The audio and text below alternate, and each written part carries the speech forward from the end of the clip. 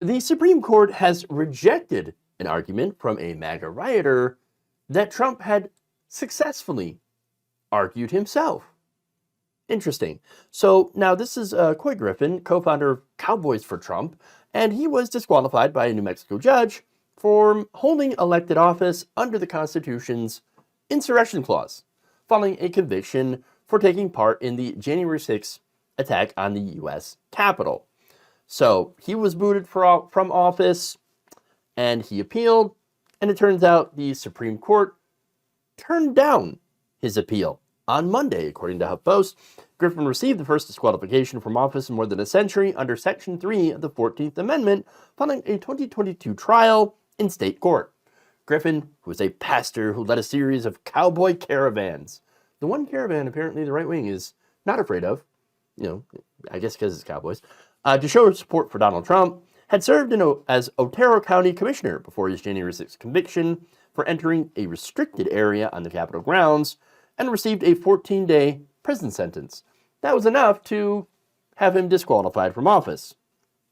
The Republican former official argued that he entered the grounds without realizing it. Oh, oops, am I in the Capitol grounds during the riot? Oh, silly me, oops. Oh, not my fault. Yeah, and said that he tried to lead the crowd in a prayer using a bullhorn, but did not engage in the violence. It's not exactly true.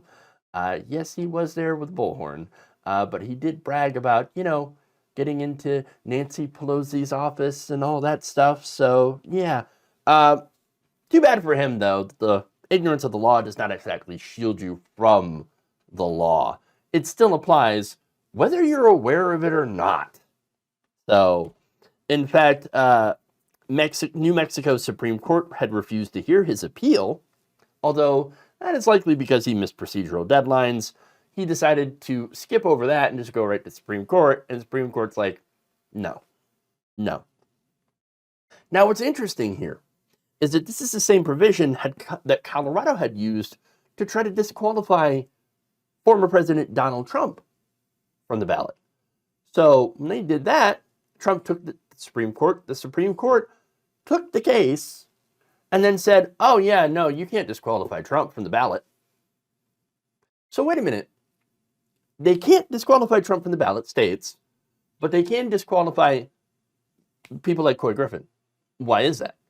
Well, they reasoned that it's because, well, he was in a state office. And so, if you're an insurrectionist and you're running for state office, well, then you're obviously not allowed to run for that office because you're an insurrectionist. But when it comes to federal office, it's a lot more powerful.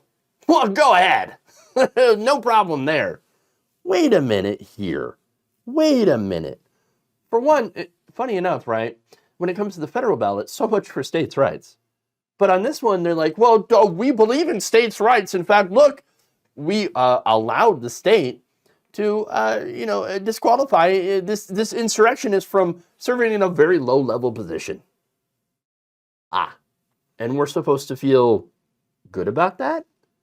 Is this supposed to be what, a win here? For who? For the Constitution. Yeah, that's their argument. Different rules apply to state and local office. In fact, here's what they're said in their ruling. We conclude that states may disqualify persons holding or attempting to hold state office, but states have no power under the Constitution to enforce Section 3 with respect to federal offices, especially the presidency. Well, now here's the thing. Trump participated in a federal insurrection intended to steal the highest office in the land, presidency, to become the most powerful person in the world, essentially. And the court's saying, states can't do anything about that. Nope. If you want to put an insurrectionist on the ballot, go ahead. As long as it's a federal election. If it's a state election, you can't do it. Federal election, go ahead. So I guess under the rules, Coy Griffin, well, you can't be a state senator, okay? But I guess the guy could run for president, and there would be absolutely nothing there to stop him. Yeah. Well, that's a great system we live under, isn't it? I think there's something deeply wrong with this.